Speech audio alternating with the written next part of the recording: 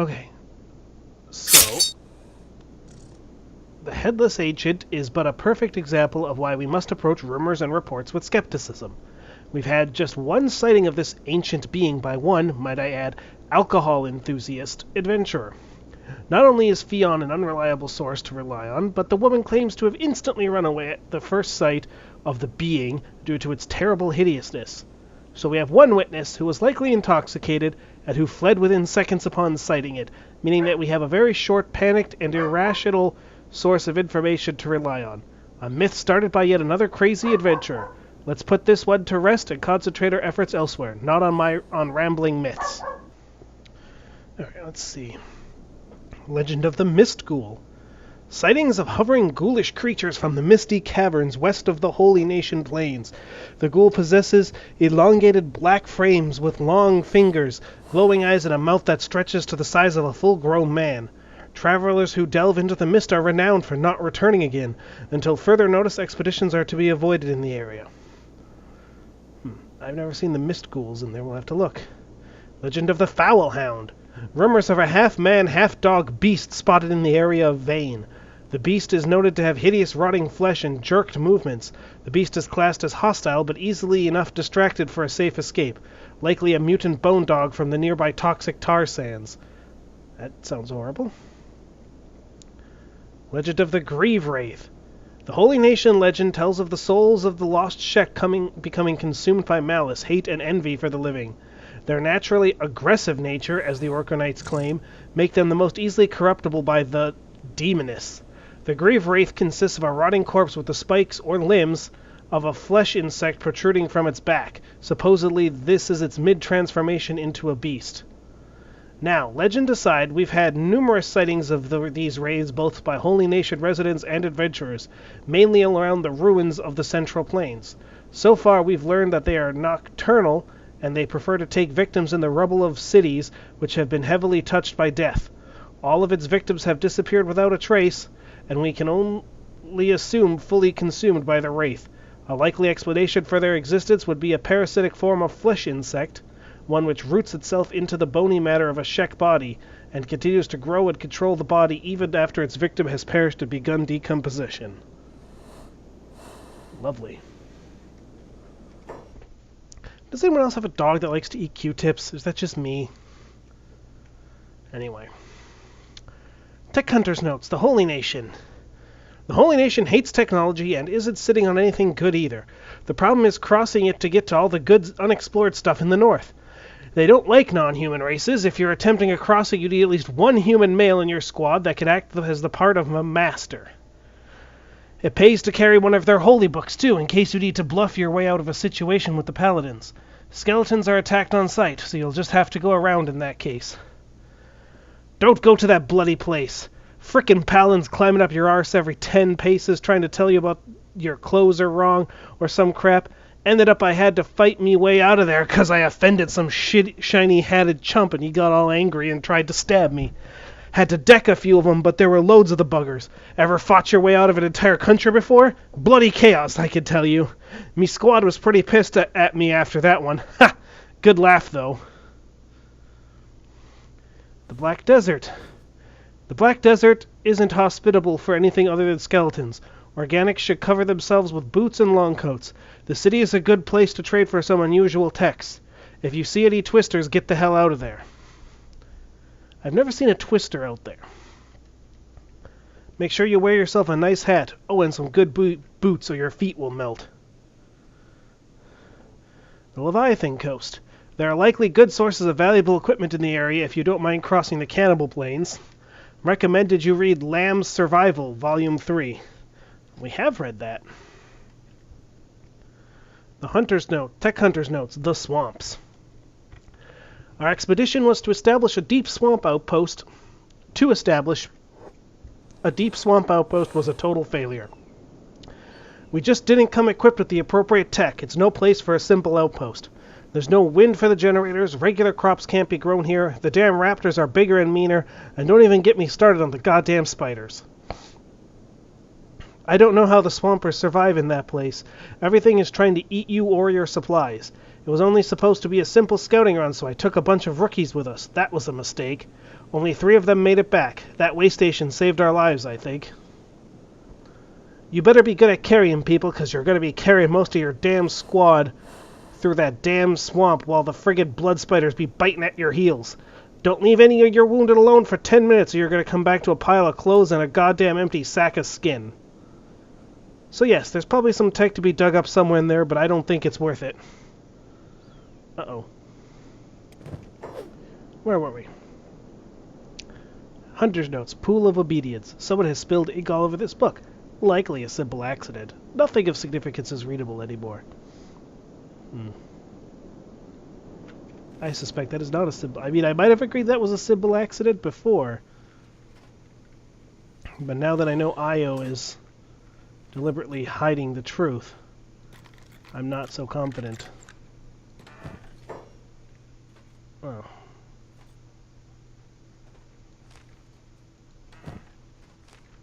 Well, I'll take the ancient science books. Sadly, there was no lore here.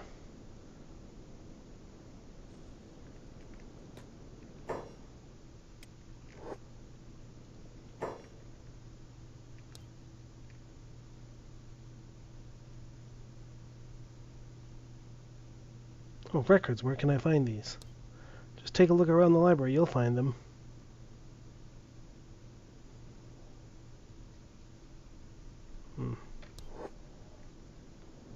Okay, well, that was kind of a disappointment, but alright.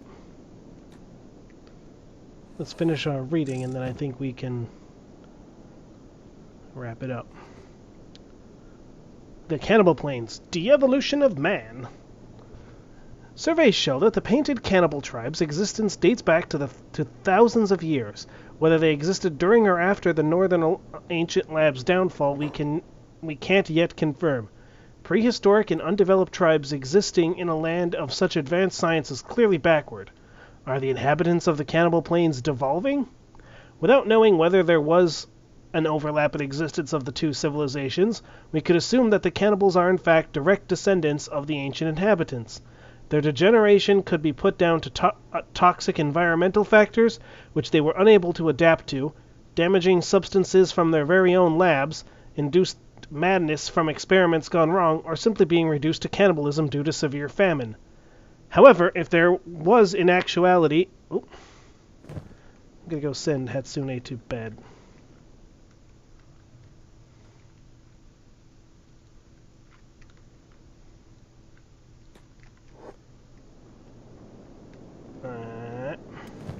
Where was I? However, if there was in actuality an overlap in habitation, it is highly possible that the advanced ancient inhabitants were invaded and killed by spreading or migrating cannibals. A perfect instance of survival of the fittest.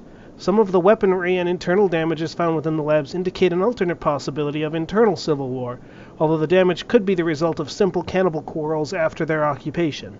The cannibals have a savage nature and are known to frequently fight amongst themselves and feed on one another, particularly given the severe lack of victims outside their tribes, since the area is mainly avoided by most rational thinking individuals. Now we get to the double parts. Cultural groupings and evolution.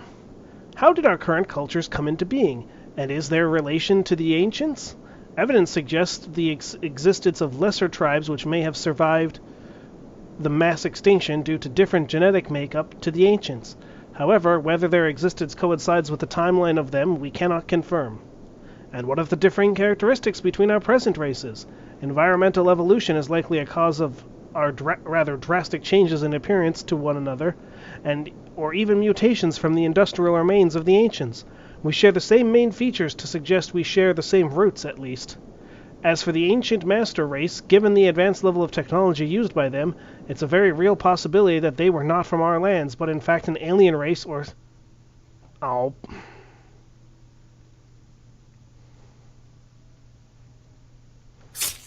Alright, so we're back. My game crashed. It seems Io is reaching through the fourth wall in an attempt to prevent the truth from becoming exposed. But We are not going to allow that.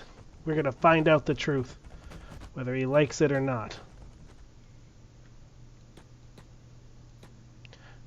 My current theory, and I don't, if anyone's watching this has played this game enough to know the answers, I don't want you to tell me. I don't want it spoiled in the comments. But my theory is that the skeletons either were the dominant race, the ancients, or fucking went and committed genocide on them. Anyway, where were we? I think we were just talking about how it is a very real possibility they were not from our lands, but in fact an alien race of settlers in search of new natural resources. Our then primitive ancestors would have been powerless to repel the invaders from their homeland, but instead lived at a neutral distance from them. Whether alien or simply whole new life form to us, the level of brain power they possessed was something beyond our own physical means. Cultural groupings and evolution 2. Do our present cultures have links to the ancients? We've not yet found any evidence of a separate ancient race to our own, which indicates that our current races as we know them possibly all originate from the few survivors of one master race.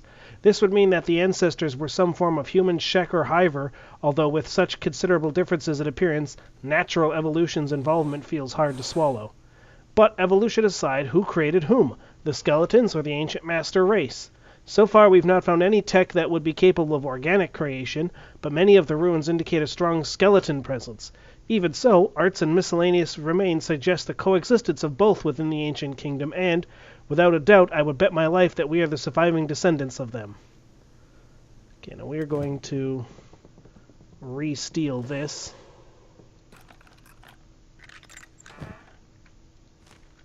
Oh, we didn't even get caught this time. Nice.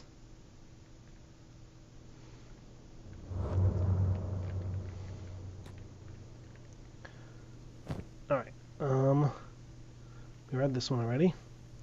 The Lost Ancients 1. Distinct changes in architecture at tech levels suggest multiple eras and downfalls throughout history. At the very least, we can see evidence of 2 ages before our own. We have structure X's, which are centrally scattered, and structure Y's scattered north of the Floodlands area. Comparing the two, X were considerably more advanced and established than Y, with a markedly larger network and more advanced industry. The unnatural scatterings of constructions indicates a highly destructive, man-made or natural, disaster is a possible reason for downfall.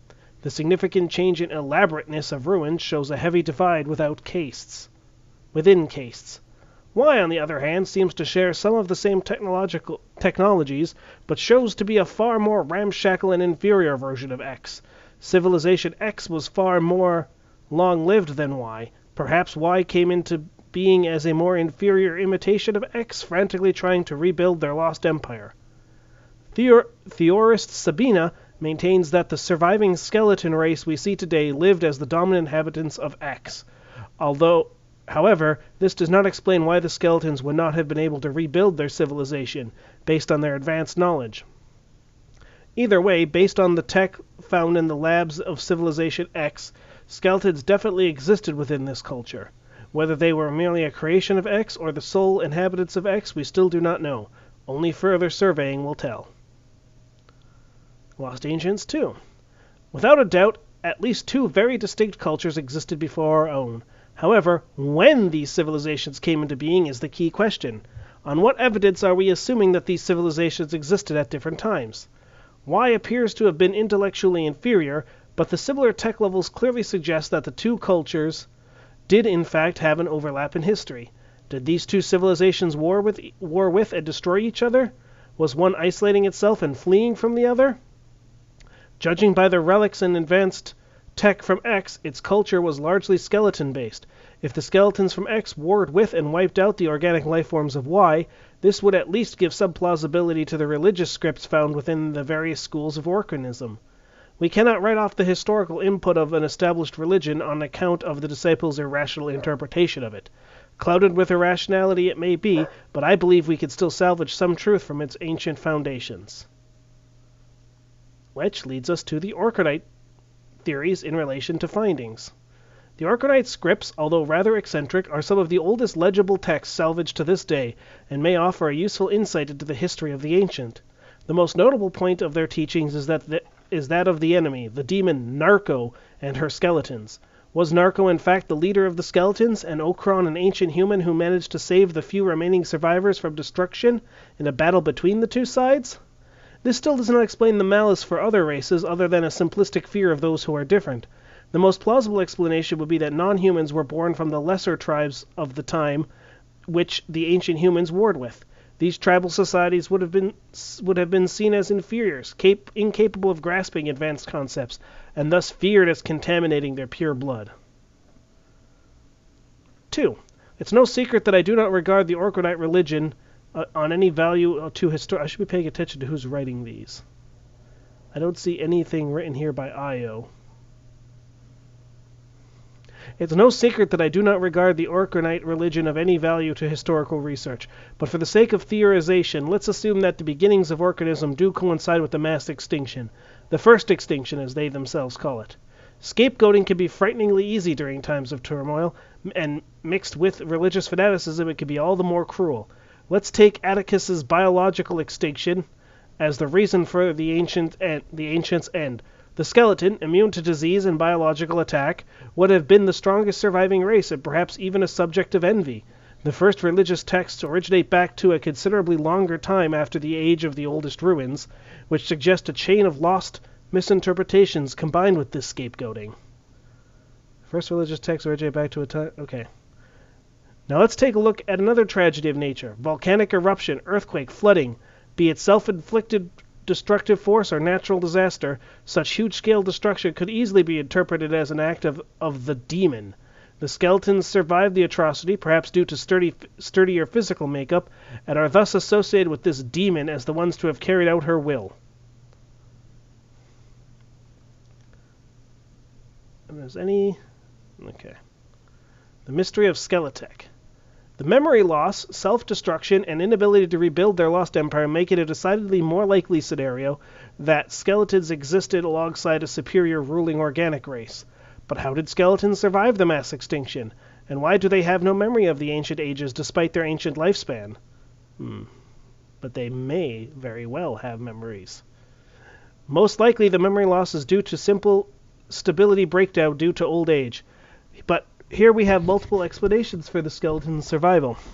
1. The safe incubation of new skeletons being born during the event. 2. Fleeing to safety during the turmoil while their masters perished. 3. The masters succumbed to biologically destructive means while the skeletons were unaffected. In order to investigate these explanations further, we will need to carry out deeper excavation in the central plains. Tests on volunteer skeletons would also be hugely beneficial to our studies. So where are the central plains? This area? Or do they mean like... Maybe they mean like the central cannibal plains. Be like over in here? We'll have to do some digging. There's answers to be had here, I'd wager.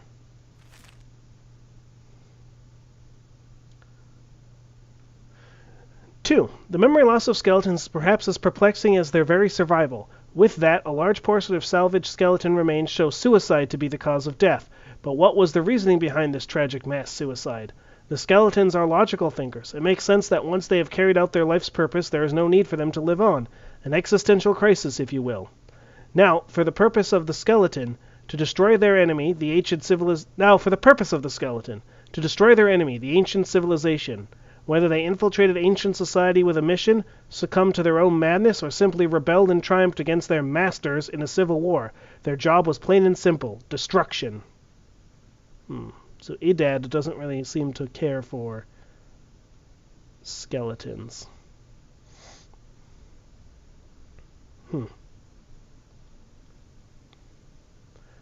Alright, Mass Extinction, Volume 1. Judging by our findings to date, the ancients possessed enormous power capable of both extraordinary creation and immense destruction. But what led to their abrupt end? Natural disaster is the most logical theory, but this would explain the larger areas of destruction, and it may even tie in more plausibly with the Orkneyite tellings of the first extinction by tribals brainlessly associating it with an act of God. Newly created skeletons may have been incubating in a safe place during the event, hence how they survived and why they have no memory of the incident. They were not yet born at the time. Evidence of this safe place, though, we have not yet discovered. Mass extinction 2. The other researchers make far too many assumptions within their theories that the ancients created the skeletons. Organics and skeletons. We do not know how either came into being. Remaining damages to the ruins show destruction either by means of natural disaster or the use of a superweapon and internal conflict. Now, if the master race owned the skeleton, surely it would be the skeleton on the front line and first to die, not the skeleton being the apparent sole surviving race. If it was in fact vice versa and the skeleton was actually the master race, this may be more conceivable that they turned out to be the sole survivors. Skeletons were either the sole race of the ancient civilization or the master race. No evidence suggests any other dominant race. How the skeleton first came into being is irrelevant. After all, this is a question that all living things share in common and should not be used to undermine their role in ancient society. Mass extinction 3. How did the skeletons survive the mass extinction of the ancients? Natural disaster and war explain the areas of destruction that we have found during the excavations, but they do not explain the continuation of the skeleton. Only biological and environmental factors can explain this. The ancients certainly had intellectual capacity to carry out biological warfare against each other, which the skeletons would have survived. In fact, an attack could have easily been carried out by the skeletons themselves. Even non-self-inflicted biological dangers such as plague, famine, and toxic pollution from overmining are all possibilities. The central mines have shown us that they carried out excessive extraction of resources from the land. Byproducts from this may easily have caused mutations and disease within the inhabitants. And finally, Volume 4. A superweapon or sizable destructive force could have been well within the ancients' capabilities and would explain the significant loss of land. Too much power was the ancients' downfall. When civil war and internal discontent finally hit them, the result was devastation by their own hands. Were the skeletons the sole master race? I doubt it. The theory of skeletons being the dominant inhabitants is thwarted by the fact that they did survive. Why did they not rebuild their empire? One explanation. Perhaps the memory loss is responsible for this. As a last resort defensive maneuver made by their enemy, the ancients seemed intelligent enough to devise such a radical psychological weapon after all. Oh, so he's saying the ancients may have wiped out the skeleton's memory. My theory is that the skeletons, if they were the dominant race, they murdered things. Pretty sure the skeletons murdering things plays a part in here. And for whatever reason, they don't want that to come to light. And that's probably why they aren't rebuilding things. Maybe they want people to believe that they were inferior. Or maybe they just genuinely regret it. Hard to say. Who are these people? Can't talk to them. Well, I think that's everything for here. This has been a very lore-heavy episode. And hopefully you guys didn't mind my reading without a whole lot of action going on. But let me know in the comments. It's very unlikely that we're going to have another episode with this much reading in it, because I just don't think there's that many books. There's a lot of Orkranite texts in the Holy Lands, but not as many as there are here. So, if you liked it, I'm sorry. You will be getting information in smaller dosages from here on out. If you didn't like it, well, good news for you. It's almost certainly never going to happen again. So, if you did enjoy the video, though, please remember to leave a like. Head over to my channel, check out my other videos. Sub, comment, all that stuff. Generate activity. And as always, this has been Weezak7 of Weezak Games, and I'll catch you next time. Oh, actually, we missed a couple here. The Legend of the Forsaken Howler. Rumors of a feathery bird man with an oversized long beak exposed skull, and protracted pointed claws.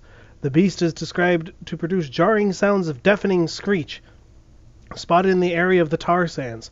Hostility unknown. Possibly a ghoul or a mutant from the ancient race. And the Legend of the Headless Ancient 1. Word from Tech Hunter Fion tells us of a headless being that exists in the Ashlands area, near what we believe to be the capital of the ancients. The being was described as humanoid in appearance, as well as having drooping skin, misshapen appendages, and a highly deformed torso. Most noticeably, of course, was the absence of a head. Since it roams so closely to the capital, we can possibly assume that it was a creation of the ancients alongside the skeletons, or even a direct descendant of the ancients themselves. Was this an experiment gone wrong, or is this the missing link to the ancient alien race? Pretty sure that's everything now. So again, thank you for watching, and I'll catch you next time.